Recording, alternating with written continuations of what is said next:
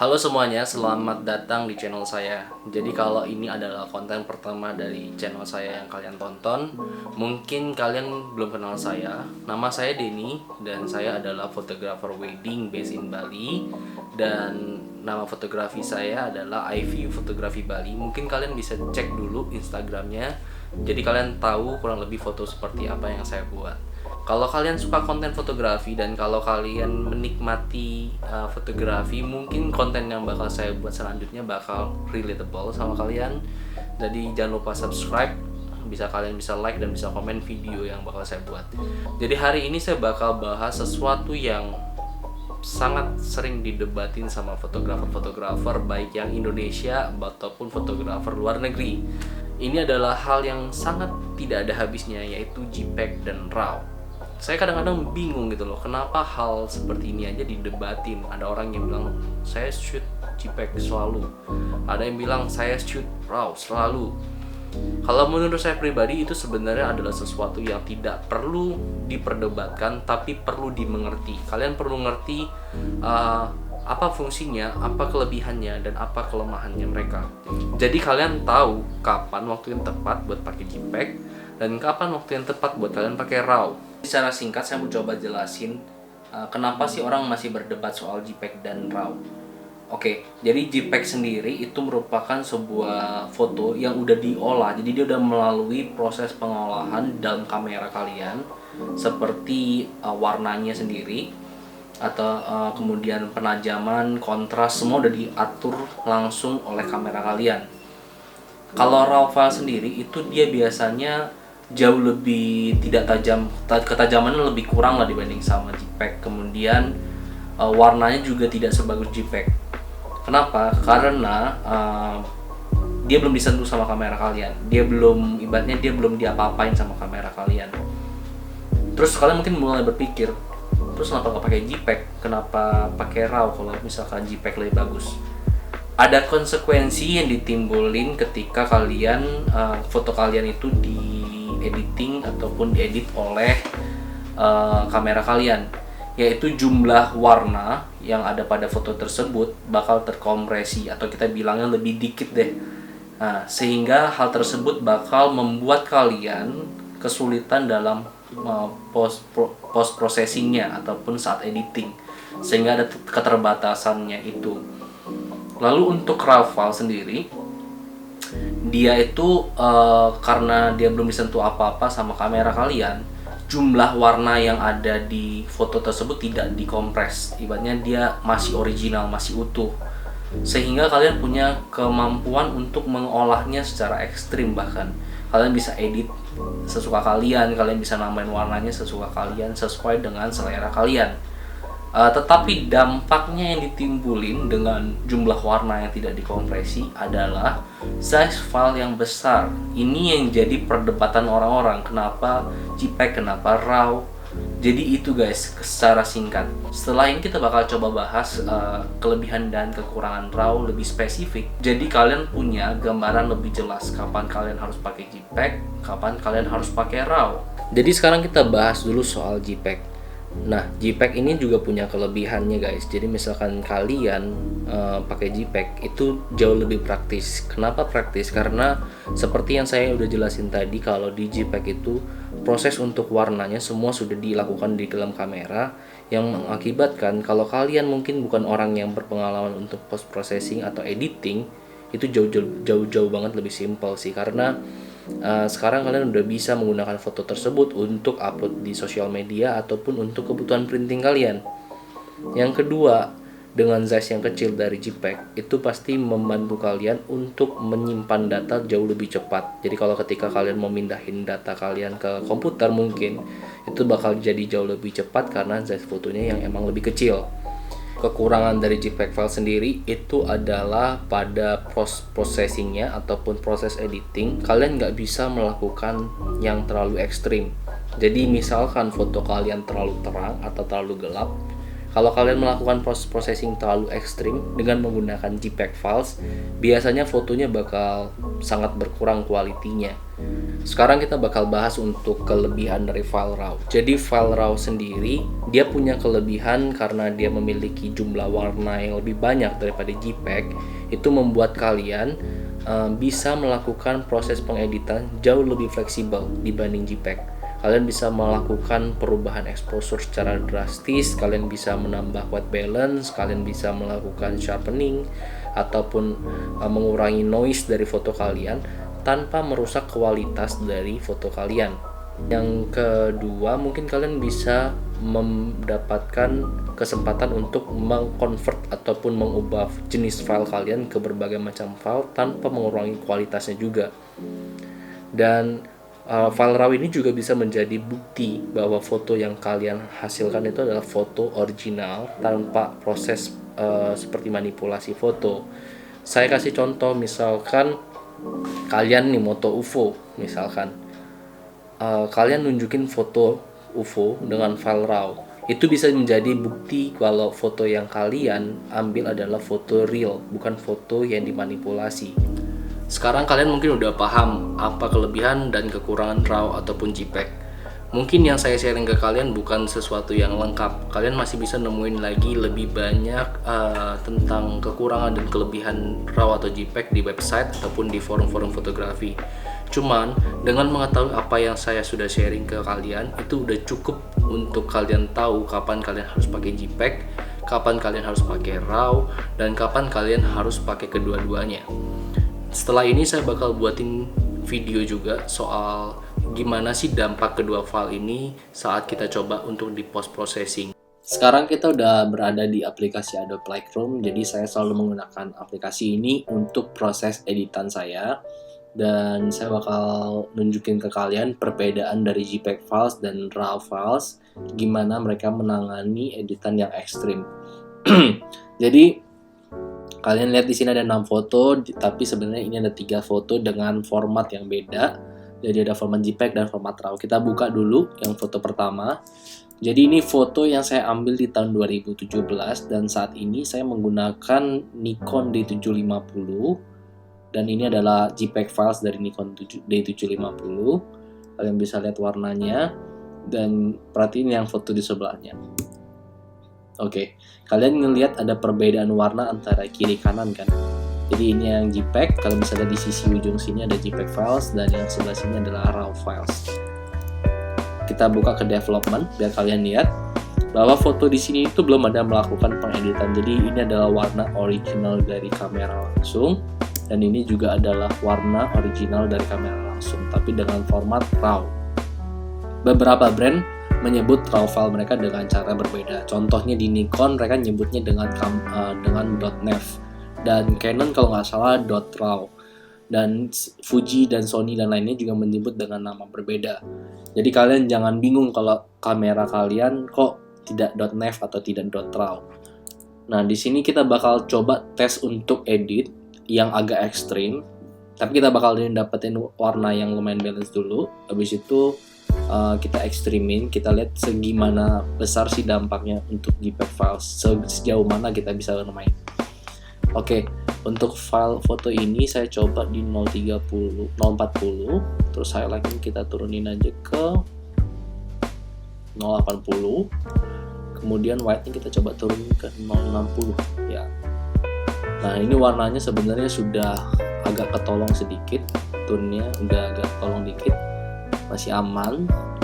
Sekarang kita coba turun agak ekstrim, tapi kita main exposure-nya aja ya, kita turunin ke -130. Nah sekarang kalian udah bisa mulai melihat bahwa fotonya mulai kacau nih. Kalian lihat di bagian lengan sini itu sudah mulai kayak berbayang-berbayang. Nah ini adalah kelemahan dari foto Nikon dari format JPEG sendiri. Kalian bisa lihat di filenya ini mulai kacau warnanya. Dan ini terjadi kalau kalian pakai format JPEG. Tidak terlalu banyak yang bisa kalian lakukan. Kita bakal langsung coba aja ke format RAW-nya dengan settingan yang kurang lebih sama. Di sini saya pakai exposure-nya yang 130, terus highlight-nya di 80. dan white-nya di 60 ya. Oke. Jadi ini penampilan yang di format RAW dengan settingan yang sama tapi hasilnya berbeda guys. Ini kalian bisa lihat kiri. Nah ini adalah format JPEG dan ini adalah format RAW-nya dengan settingan yang sama. Kita coba side by side mungkin biar kalian bisa lebih jelas lihatnya. Nah yang di bagian sini adalah yang RAW-nya ya, yang tukar yang ini adalah JPEG. Kita coba zoom, kita lihat.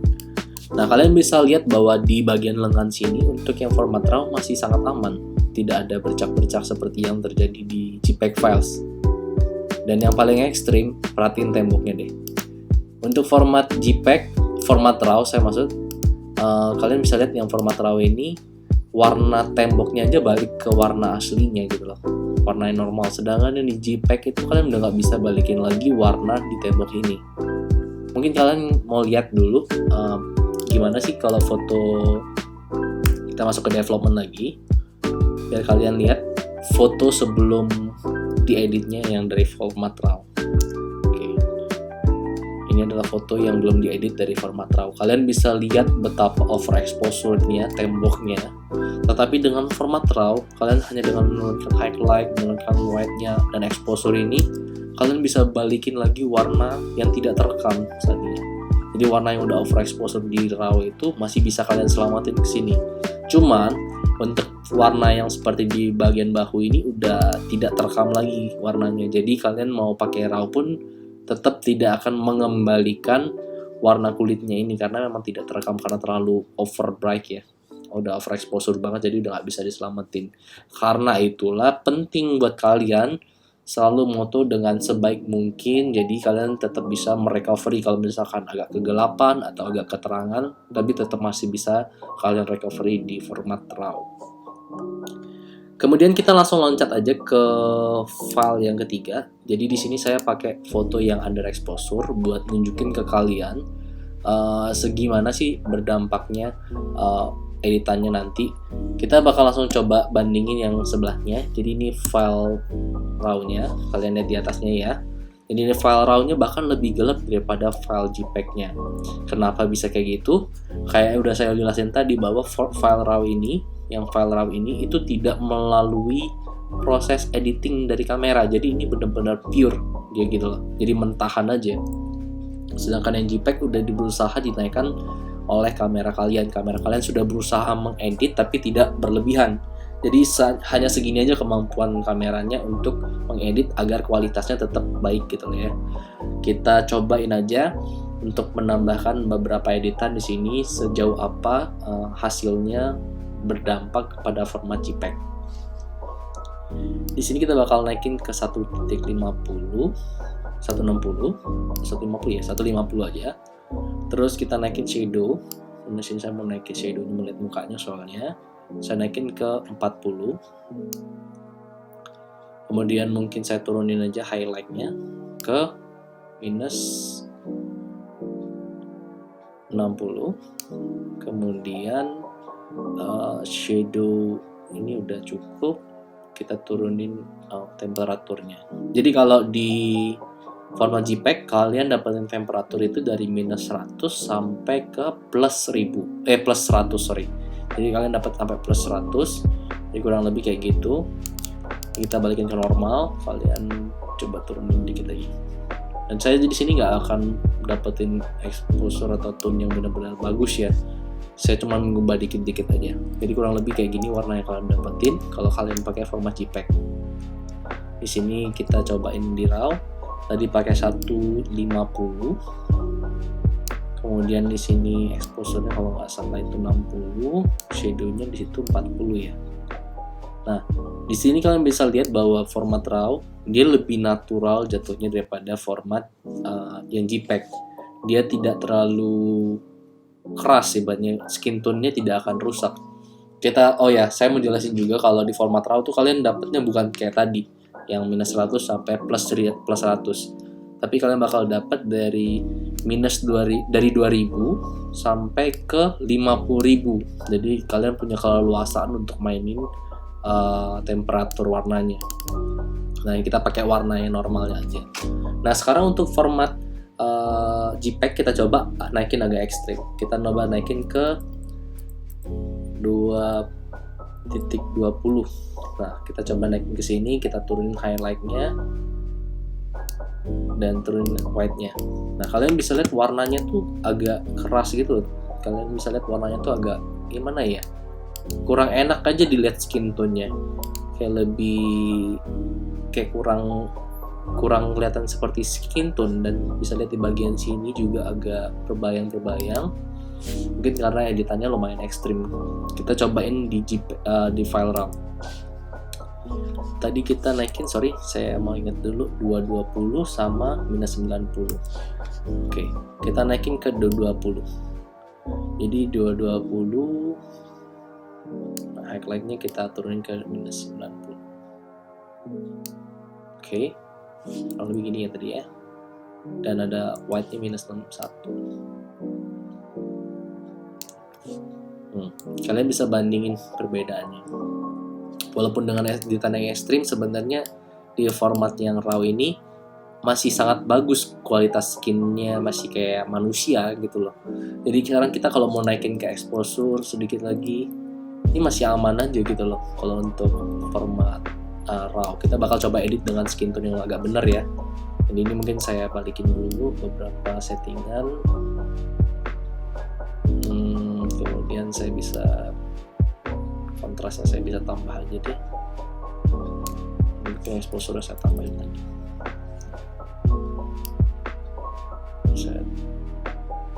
Oke, good. Menurut saya udah lumayan happy dengan hasil kayak gini. Kalian bisa bandingin, ini adalah foto before dan ini foto after dari format RAW.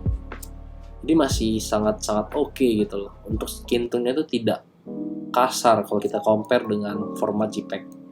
Nah, kita side by side aja biar kalian bisa lihat kalau format JPEG dan RAW disandingin.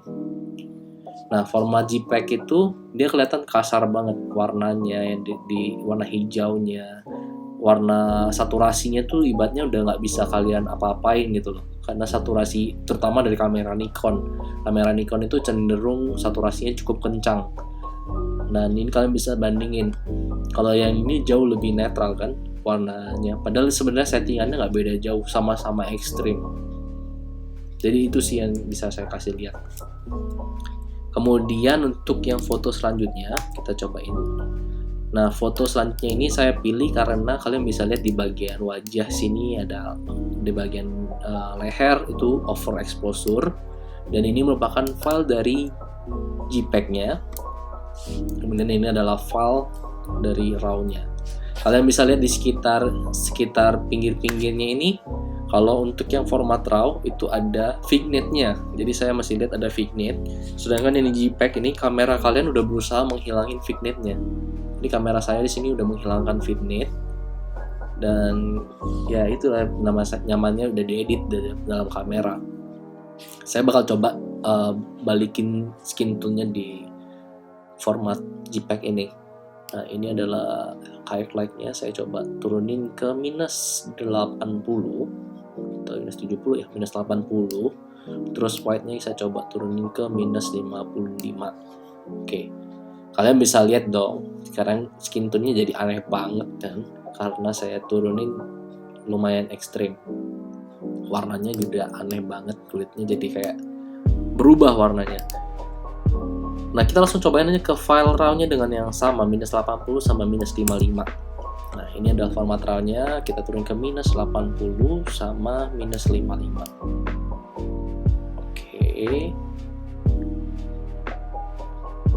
Oke. Nah, sekarang kita coba yang di sini, kita coba naikin exposure juga ya. Yang di JPEG-nya nih ya, kita naikin exposure-nya. Soalnya yang di RAW ini kayaknya perlu naikin exposure dikit. Kita naikin 10 deh. Sekarang kita side by side deh, biar kita bisa lihat perbedaannya. Yang di kiri ini adalah file RAW-nya, yang ini ada JPEG-nya ya. Kita coba zoom. Nah, kalian bisa lihat kalau dengan settingan yang sama, yang di file zip RAW ini, skin tone yang di bagian leher ini balik ke warna semula, sama kayak warna lengannya. Jadi nggak ada yang overexposure. Sedangkan yang di JPEG, ketika saya sudah menurunkan highlight dan white-nya pun, dia masih terang gitu loh, masih tidak balik ke warna semula. Di skin tone ini kita bisa lihat warnanya masih overexposure. Jadinya Itulah kemampuan yang bisa dilakukan oleh RAW di sini. Kalian bisa bandingin bahwa ini masih overexposure kan. Nah, itulah perbedaan dari file RAW dan JPEG. Sekarang kalian seharusnya sudah paham perbedaan JPEG dan RAW. Contohnya untuk kebutuhan sehari-hari saya selalu menggunakan kamera Fujifilm X100F ini dengan format JPEG saja, karena kamera ini tujuan saya adalah untuk kegiatan saya sehari-hari. Jadi saya juga nggak ada kebutuhan untuk mengeditnya secara ekstrim, dan tidak ada kewajiban saya untuk mendeliver foto secara maksimal kepada klien. Jadi ini hanya untuk kebutuhan personal. Jadi JPEG adalah pilihan terbaik buat saya, karena menurut saya dengan menggunakan JPEG, space yang saya punya di hard disk ataupun yang di komputer, bahkan yang di memori kamera sendiri, tidak cepat habis. Lalu untuk kebutuhan pekerjaan, misalkan wedding seperti yang saya kerjakan, saya itu selalu menggunakan format JPEG plus RAW. Jadi saya menggunakan kedua format ini dengan tujuan jika klien sudah full payment ke saya, di malam hari setelah wedding saya bisa langsung transfer data JPEG ke dalam flash disk. Dan saya bakal memberi foto JPEG-nya ke klien pada malam hari itu juga. Jadi waktu yang saya butuhin paling 30 menit sampai 1 jam doang. Sekarang kalian udah bisa ngerti kan kalau JPEG dan RAW itu sebenarnya bukan sesuatu yang harus kalian debatin, tapi lebih ke optional dan situasi kalian seperti apa. Kalau kalian perlu untuk kebutuhan profesional, saya menyarankan untuk pakai RAW. Tapi kalau kalian hanya untuk sekedar rekreasi, mungkin kalian membuat latihan doang, JPEG udah cukup kok. Jadi semoga dengan menonton video ini kita nggak akan berdebat lagi soal JPEG dan RAW mana yang lebih bagus, dan semoga kalian juga bisa berkembang di fotografi, dan tentunya video ini bisa membantu kalian untuk berkembang. Kalau kalian memang suka dengan video ini, jangan lupa saya ingetin lagi sekali buat subscribe saya, dan mungkin kalian bisa kasih like dan juga bisa komen kalau ada ide-ide konten yang ingin kalian tanyain. Terima kasih, sampai jumpa di next video.